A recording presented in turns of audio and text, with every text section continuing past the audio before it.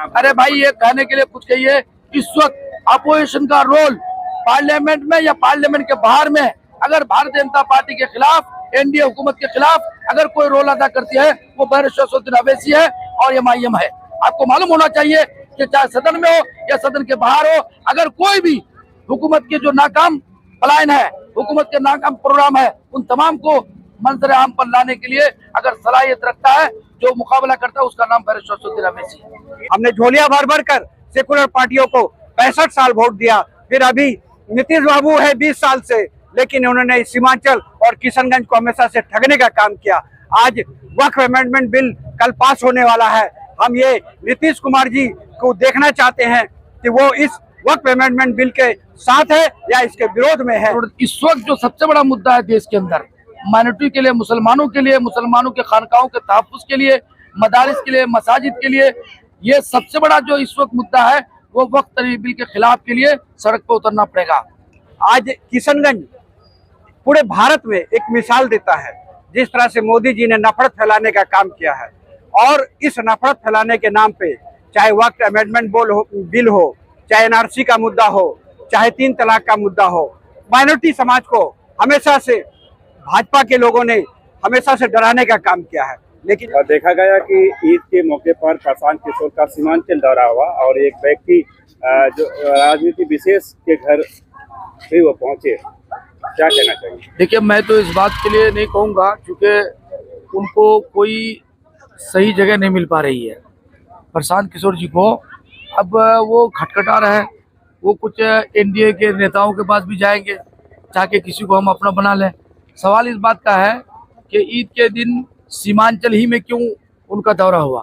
ये तो सबको ये कहता है, जब बैरिस्टर असदुद्दीन अवैसी एमआईएम जब चुनाव लड़ती है सीमांचल में, लोग कहते हैं कि आप यहीं क्यों लड़ते हैं। लेकिन ये सवाल जन स्वराज वाले से कोई नहीं कर रहा है कि आप पूरा फोकस पूरा बिहार के अंदर किशनगंज, पूर्णिया और अररिया और ये क्यों कर रहा है, इसके ऊपर कोई नहीं कर रहा है। तो मैं और कोई कमेंट करना नहीं चाहता हूँ, लेकिन अगर वो आया है ईद के मौके पर, हम लोग वेलकम करते हैं, उसमें कोई हर्ज नहीं है। ये तो कोई भी जा सकता है ईद के मौके पर। दोनों यात्रा नहीं, यात्रा हर पार्टी का अलग अपना एजेंडा होता है, उनका अपना यात्रा है, पलायन यात्रा, ठीक है, हम लोग उसका स्वागत करते हैं। इसमें हमारा उसमें इसकी जरूरत, इस वक्त जो सबसे बड़ा मुद्दा है देश के अंदर, माइनॉरिटी के लिए, मुसलमानों के लिए, मुसलमानों के खानकाहों के तहफ्फुज़ के लिए, मदारिस के लिए, मसाजिद के लिए, ये सबसे बड़ा जो इस वक्त मुद्दा है, वो वक्फ तहरीर बिल के खिलाफ के लिए सड़क पर उतरना पड़ेगा। हर एक को हम लोगों ने ईदगाह में भी, तमाम ईदगाह में हम लोगों ने ऐलान करवाया, हर जगह इमाम लोग ऐलान किए कि इसके खिलाफ हमको जब भी बुलाए, चाहे जमीयत उलमा हिंद हो, चाहे मुस्लिम पर्सनल लॉ बोर्ड हो, आपका बिहार के जमात शरिया हो, जब भी बुलाए आप सबसे पहली फुर्सत में हाजिर हो जाइए। ये बहुत जरूरी है। और ये जब तक इसको रिजेक्ट नहीं करेंगे, जब तक ये बिल को वापस नहीं लेंगे, हम लोग चैन से नहीं बैठेंगे। जो हाल किसानों ने किया था, किसानों के खिलाफ काला बिल लेके आया था, किसानों ने जो तहरीक चलाई थी, 600-700 लोग मर गए, सरकार को उसका पता नहीं चला, सरकार उसके लिए कुछ, आपको मालूम होगा, सरकार के पटल में, सरकार के इल्म में 99% जो सरकार की जायदाद है वो सरकार के मालूमात में है और रजिस्टर्ड है, उस पर कोई दो राय नहीं है, कोई किंतु परंतु नहीं। फिर भी सरकार ये बिल ला करके आपकी संस्थाओं को छीनना चाहती है। और सर, आज के जो है ईद मिलन समारोह को आपके दृष्टिकोण से देखिए, ईद मिलन समारोह कोई भी कर सकता है, और ईद मिलन समारोह से इस बात का ये नहीं, यहाँ तो हर पार्टी के लोग आए हुए हैं, कांग्रेस के भी है, आरजेडी के भी है, जदयू के, जन स्वराज के भी है। इससे इस बात का थोड़ा पता चलता है कि भाई कोई किसी को ये मिल गया। ये तो जैसे एमआईएम का मैं भी हूँ, पार्लियामेंट्री बोर्ड का मेंबर हूँ, हमारा अध्यक्ष भी आया, सचिव भी आया, और भी लोग आ रहे हैं, कार्यकर्ता है, और तमाम पंचायत अध्यक्ष है, प्रखंड अध्यक्ष है, सारे लोग आए। इससे क्या होता है, ये तो ईद मिलन समारोह है। और हजारों की जो है लोगों की भीड़ है, आपकी मौजूदगी है, क्या कहना चाहिए? देखिए, सबसे बड़ी बात यह है कि आज ईद का माहौल है और के दूसरे दिन हमारे गुलाम हसनैन साहब ने एक कार्यक्रम रखा है, ईद मिलन समारोह। इसमें पूरे जिला के लोगों को उन्होंने आमंत्रित किया है। एमआईएम के अलावा और भी जितने भी पार्टी के लोग हैं, बहुत सारे लोगों को भी उन्होंने आमंत्रित किया है और एक अच्छा माहौल लगता है। इसमें हिंदू, मुसलमान, सारे कम्युनिटी के लोग आए हैं एक दूसरे से हम गले मिल करके पूरे हिंदुस्तान में जो गंगा जमुना तहजीब है उसके लिए हम लोग एक मिसाल पेश कर रहे हैं। आज किशनगंज पूरे भारत में एक मिसाल देता है, जिस तरह से मोदी जी ने नफरत फैलाने का काम किया है।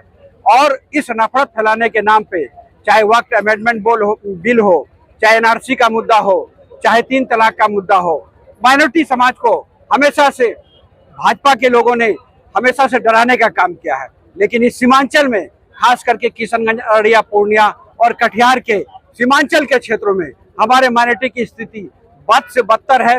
पूरे भारत में हमारे जो यहाँ के लोग हैं, ना इनको अच्छा घर है, ना अच्छा मकान है, ना पढ़ने का कोई संसाधन है, ना रोजगार का संसाधन है। आज यहाँ के बच्चे, छोटे छोटे बच्चे काम करने के लिए बाहर में जाने को मजबूर हैं। आप देखिए कि उनका बच्चों का शादी होता है और 10 दिन 15 दिन में अपनी नवे दुल्हन को छोड़ करके वो पंजाब हरियाणा पे काम पे जाने को मजबूर होते हैं। इसके जिम्मेदार कौन है? हमने झोलियां भर भर कर सेकुलर पार्टियों को 65 साल वोट दिया, फिर अभी नीतीश बाबू है 20 साल से, लेकिन उन्होंने सीमांचल और किशनगंज को हमेशा से ठगने का काम किया। आज वक्फ अमेंडमेंट बिल कल पास होने वाला है। हम ये नीतीश कुमार जी को देखना चाहते हैं कि वो इस वक्फ अमेंडमेंट बिल के साथ है या इसके विरोध में है। अगर इसके विरोध में है तो सीमांचल की जनता उनको कभी माफ नहीं करेगी। मास्टर हसन साहब को कई लोग विधायक के रूप में देखना चाहते हैं और वो चाहते हैं, उनके जो चाहने वाले हैं, कि उन्हें एमआईएम टिकट दे। इस बारे में एमआईएम में कुछ चर्चा होता है क्या कभी? देखिए, गुलाम हसनैन साहब के साथ साथ और भी कुछ लोग हैं, प्रत्याशी हैं, और पार्टी जो फैसला करेगी, सारे लोग हम लोग पार्टी के साथ है। गुलाम हसनैन साहब को भी पार्टी के साथ रहना है, टिकट मिले तब भी और टिकट मिले ना तब भी, चूंकि पार्टी का फैसला सर्वोपरि होता है। इसलिए अगर पार्टी टिकट बनाती है, टिकट देती है, उनको उम्मीदवार बनाती है एमआईएम से, तो बहुत ही खुशी की बात है। हम लोग हजारों और लाखों वोट से उनको जिता करके विधानसभा भेजेंगे। ईद के दिन प्रशांत किशोर का दौरा होता है और एक विशेष जो लीडर के घर पे उनकी मौजूदगी होती है। क्या इसे एक अलग राजनीति का नाम दिया जाए? देखिए, प्रशांत पॉलिटिक्स है, हर कोई आ सकता है, आने के लिए रोक भी नहीं सकते आप। लेकिन प्रशांत किशोर का मुझे ये आश्चर्य लगता है कि वो बार बार मुस्लिम क्षेत्रों में जाना और मुस्लिम के बीच में जा करके उनकी राजनीति, ये मुझे समझ से परे लग रहा है।